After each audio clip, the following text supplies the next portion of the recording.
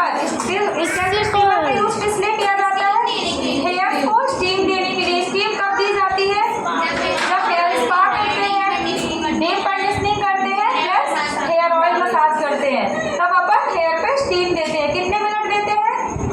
5 minute, 3 से 5 minute. ठीक है, हेयर फॉल जिसको होगा उसको स्टीम नहीं देंगे। इसका सेटिंग यहाँ से होता है ऑन ऑफ का।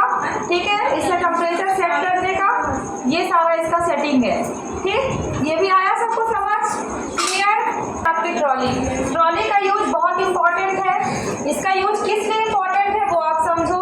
क्लाइंट आपके पास आता है, ठीक है, क्लाइंट अगर बोला कि हमें हेयर कट कराना है तो आप क्लाइंट को चेयर पे बैठा दोगे और पहले आप इधर से उधर से सीजर सीट सब इकट्ठे करोगे, तो ये आप नहीं करोगे, टाइम वेस्ट होगा, क्लाइंट भी इरिटेट होगा कि आप चेयर पे बैठा के वेट करा रहे हो। आपको क्या करना है? सबसे पहले क्लाइंट को वेटिंग एरिया में बैठाना है, उसके बाद आपको अपनी ट्रॉली प्रिपेयर करना है। इसमें जितना हेयर कट का मटेरियल है जैसे कि hair dryer, brush, section clip, comb, scissor, seat, spray bottle, इतनी चीजें आपको रखना है। हेयर कट में इतना मटेरियल लगता है। उसके बाद आपको क्लाइंट को चेयर पे बैठाना है और हेयर कट स्टार्ट करना है। इससे क्या है, आपको बार बार एक एक चीजें लेने हर जगह पे नहीं जानी पड़ेगी। आपके पास सारा चीज रखा, आप एक जगह खड़े होकर प्रॉपर सर्विस दे सकते हो। ठीक है, ट्रॉली का यूज पता चल गया। ये जो बने होते बॉक्सेस, इनमें आप रख लो सीजर, रख लो सीट, रख लो ब्रशेस, रख लो ड्रायर, रख लो।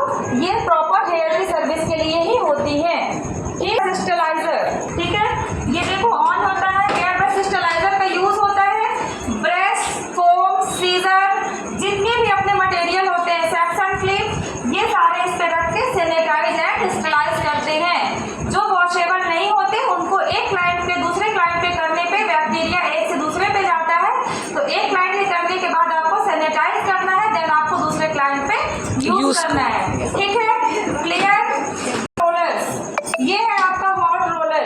इसका ये स्विच होता है, इसको अपन लगाएंगे बोर्ड पे, गर्म होता है। उसके बाद ये रोलर से स्टेप बाय स्टेप आपको सेक्शन डिवाइड करना है हेयर पे, और स्टेप बाय स्टेप इसको बालों पे फंसा के, यहाँ पे ये पिन्स होती है, ये पिन को फंसाना होता है हैंग करने के लिए बालों पे। ठीक है, इसका भी प्रैक्टिकल बताएंगे। जितना भी मटेरियल है आपको सबका प्रैक्टिकल बताया जाएगा। क्लियर? आपकी आयनिंग मशीन का यूज होता है बेटा बालों को टेम्परेरी स्ट्रेट करने के लिए, नॉट परमानेंट, टेम्परेरी। जैसे आपने वॉश किया, आपने स्ट्रेट कराया, जब तक आप फर्स्ट वॉश नहीं करोगे यानी बालों को नहीं धोओगे तब तक आपके बाल स्ट्रेट रहेंगे। जैसे ही आप वॉश कर लोगे आपके बाल नेचुरल कंडीशन पे आ जाएंगे। तो इसका यूज होता है बालों को टेम्परेरी स्ट्रेट करना। ये परमानेंट में भी यूज होती है। परमानेंट में कैसे यूज होगा? पहले आप केमिकल लगाओगे, प्रोडक्ट लगाओगे स्ट्रेटनिंग वाला, उसके बाद इससे प्रेसिंग करोगे, तभी बालों में जो खिंचाव आता है, रिंग्स पड़ती है और ये बालों को खींच के स्ट्रेट कर देता है। क्लियर? कर्लिंग टॉप मैंने बताया था बिग और स्मॉल साइज। ठीक है, बिग साइज से आप इन और आउट कर्ल्स करोगे और स्मॉल साइज से आप स्पाइरल कर्ल्स और मैसी कर्ल करोगे। एक और आता है कर्लर, जिसका ये साइज मोटा होता है और इधर का साइज और भी पतला होता है। ठीक है, नुकीला टाइप में होता है। समझ में आया? कर्लर का use in curl, out curl, spiral curl, maxi curl. ये देखो, ये है सेक्शन क्लिप।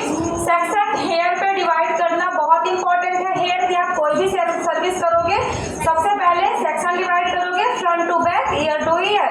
सबको आता है सेक्शन डिवाइड करते? हाथ ऊपर करो, किसको किसको आता है? यानी जितने पुराने लोग हैं सभी लोग सेक्शन डिवाइड कर लेते हैं। ठीक है, front to back, ear to ear. Hair की ऑल सर्विस में सेम सेक्शन डिवाइड होगा। ये क्लिपर से क्लिपिंग करते हैं। उसके बाद कोम का यूज सबको पता है बालों को सुलझाने के लिए। एक होती है टेल कोम, वो भी पलट खाने के लिए, और एक सावर कोम भी निकाल के लाना। उसके बाद हेयर्स को क्लीन करने के लिए बच्चों पे यूज होता है। जो बेबीज को कट करते हैं, छोटे छोटे हेयर यहाँ रह जाते हैं, पाउडर डाल के नेक से हेयर्स को क्लीन किया जाता है इस ब्रश से। ठीक है, उसके बाद ये है आपका ट्रिमर। ट्रिमर का यूज होता है, जैसे छोटे बच्चों का ब्लॉन्ड कट होता है तो नीचे छोटे छोटे हेयर्स रह जाते हैं, उनको क्लीन करने के लिए, क्योंकि रेजर से अपन नहीं कर सकते, ट्रिमर से ही करते हैं। उसके अलावा आपको जैसे किसी का हेयर कट करना है, ट्रिमिंग यानी सिर्फ बराबर करना है, तब आप ट्रिमर से बराबर हेयर कट ट्रिम कर सकते हो। ठीक है, ये है ट्रिमर, सबको दिख रहा है। होता है कि नहा के आते हो, साबुन लेके आते हो, गीले बाल रहते हैं तो बहुत उलझते हैं, तो अपन क्या करते हैं, साबुन कौन से सुलझाते हैं तो बाल कम टूटते हैं, कम उलझते हैं। ठीक है, ये साबुन कौन होता है, छोड़ो सुनते भागते हैं। कहाँ तक मैंने बताया था, क्लीपर तक बताया था। हेयर ड्रायर का यूज किस लिए होता है, बाल सुखाने के लिए, प्लस हेयर को कटिंग के बाद ब्लो ड्रायर से सेट करने के लिए। जैसे ये ड्रायर है, उसके बाद ये राउंड ब्रश है।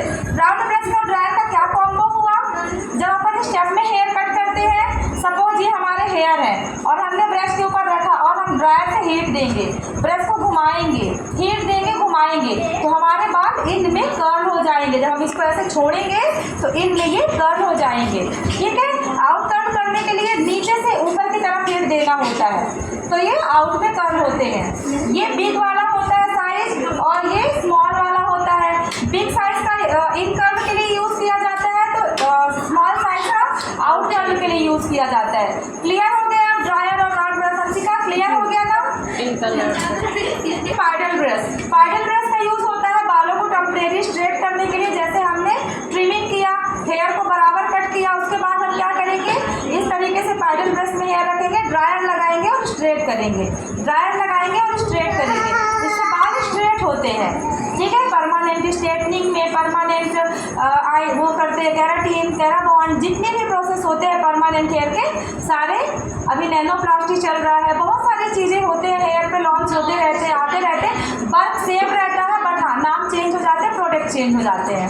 ठीक है, तो ये क्रिम्पिंग मशीन का यूज होता है बेटा, क्रिम्पिंग मशीन का यूज होता है बालों को क्रिम्प करने के लिए। क्रिम्प किस लिए किया जाता है, अब ये क्वेश्चन है।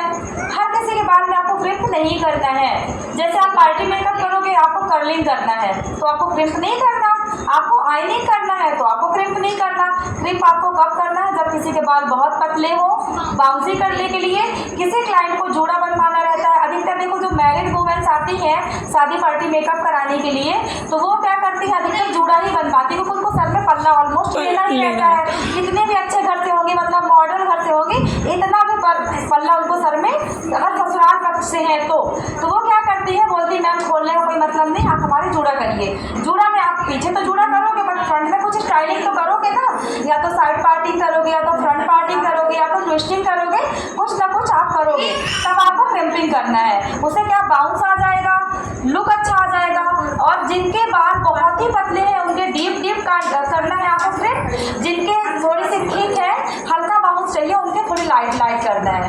क्लियर हो गया, पतले बालों पे और ब्राइडल पे, हर ब्राइड के ऊपर जाएगा क्रिम्प, क्योंकि ब्राइड में अच्छा बाउंस देना होता है। ठीक है, क्लियर मशीनों का सबको, तो नहीं समझ में आता इसीलिए मैंने सामने रखा और समझाया।